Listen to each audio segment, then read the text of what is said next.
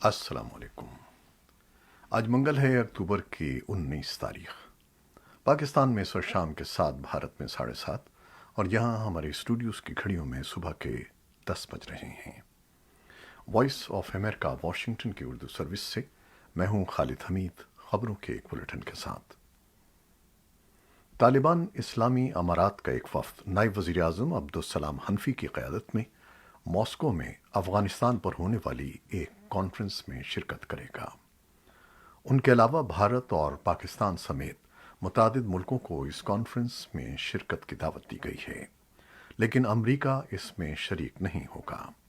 अमरीकी महकमा ख़ारजा के तर्जुमान नेड प्राइस ने कहा है कि वो इस हफ्ते होने वाली इस बातचीत में शिरकत नहीं कर सकते, लेकिन मुस्तक़बिल में सेफरीकी मुज़ाकरात में शरीक हो सकते हैं, जो एक बहुत मौसर और तामीरी फोरम है।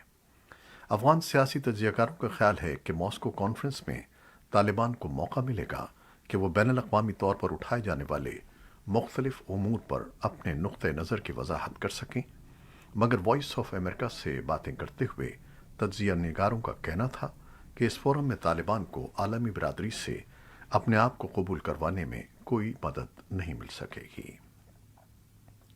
अमरीकी नुमाइंदे खुसूसी बराए अफ़गान मुफाहमत ज़ल्मे खलीलज़ाद ने पीर के रोज़ अपना ओहदा छोड़ दिया।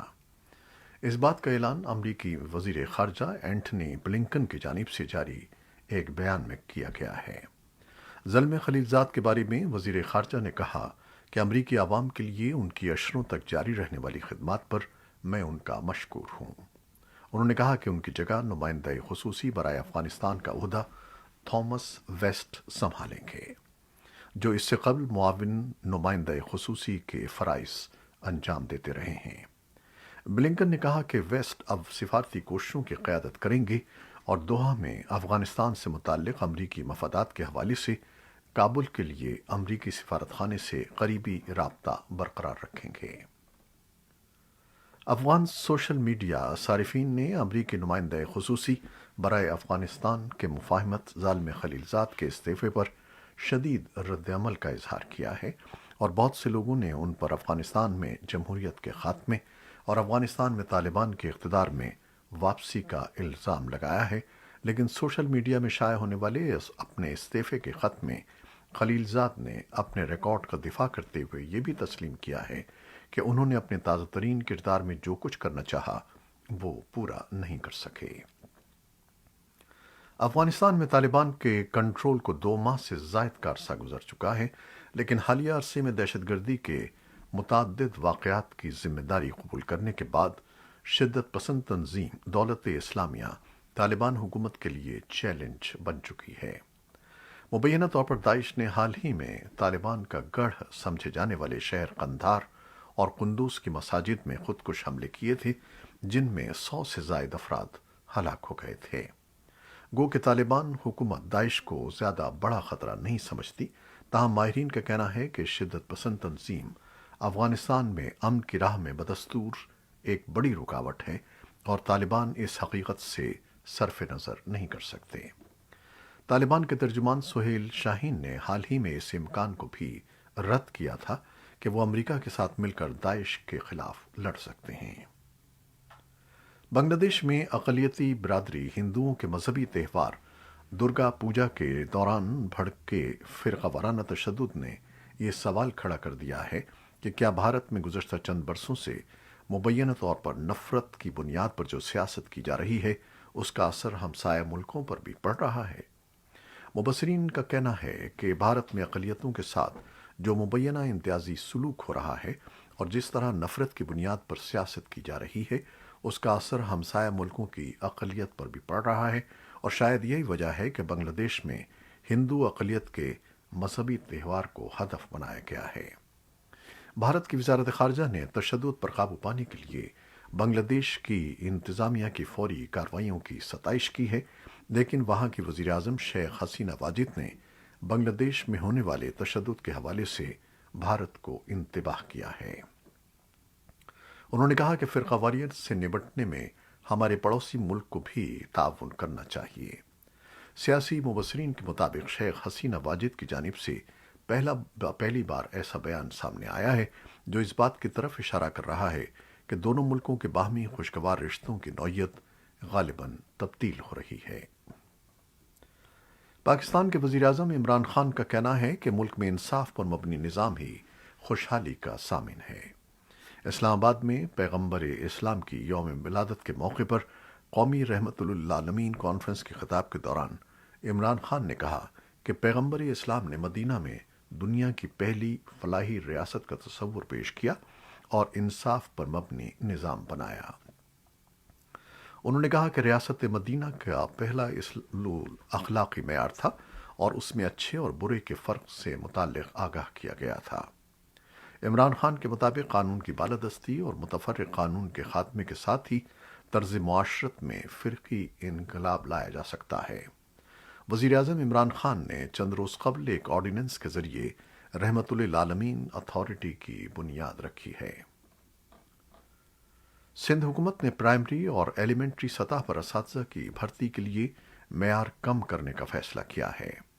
صوبائی حکومت کو امید ہے کہ اس فیصلے سے 14,000 سے زائد اسامیوں کو پر کرنے میں مدد ملے گی، جس کے لیے ستمبر میں ہونے والے ٹیسٹ میں محض 1,258 امیدوار ہی کامیاب ہو سکے تھے۔ صوبائی وزیر سید سردار شاہ کا کہنا ہے کہ اس بارے میں حتمی فیصلہ صوبائی کابینہ کے اجلاس میں کیا جائے گا۔ بعض ماہرین کا خیال ہے کہ معیار سے کم اساتذہ بھرتی کرنے سے معلوم ہوتا ہے کہ تعلیم کے میدان میں بہت سی بہتری کی گنجائش موجود ہے، جس کے لیے حکومت کو فعال اقدامات کرنے ہوں گے۔ امریکی وزیر دفاع لائیڈ آسٹن کا کہنا ہے کہ واشنگٹن چین کے فوجی ہتھیاروں کو ذخیرہ کرنے کی کوششوں پر پوری توجہ دے رہا ہے، حالانکہ اس نے ان رپورٹوں پر تبصرہ کرنے سے انکار کر دیا کہ بیجنگ نے 2 ماہ قبل ایک ہائپر سونک میزائل کا تجربہ کر کے ایک بڑی پیش رفت کی ہے۔ امریکہ کے اعلیٰ فوجی عہدیدار نے پیر کے روز تبلیسی جارجیا کے دوران نامہ نگاروں کو بتایا کہ چین ان کا بڑا چیلنج ہے اور اس کی فوجی پیش رفت تشویش کا باعث ہے۔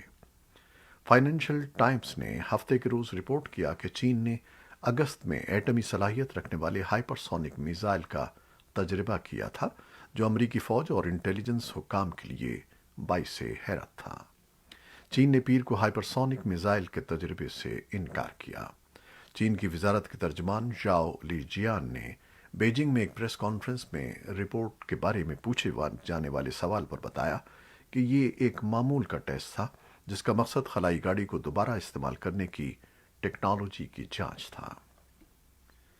جنوبی کوریا کی فوج نے بتایا ہے کہ شمالی کوریا نے ایک آبدوز سے لانچ کیے جانے والے بیلسٹک میزائل کا منگل کو تجربہ کیا ہے، جو سول کے میزائل ٹیسٹ کے صرف 1 ماہ بعد کیا گیا۔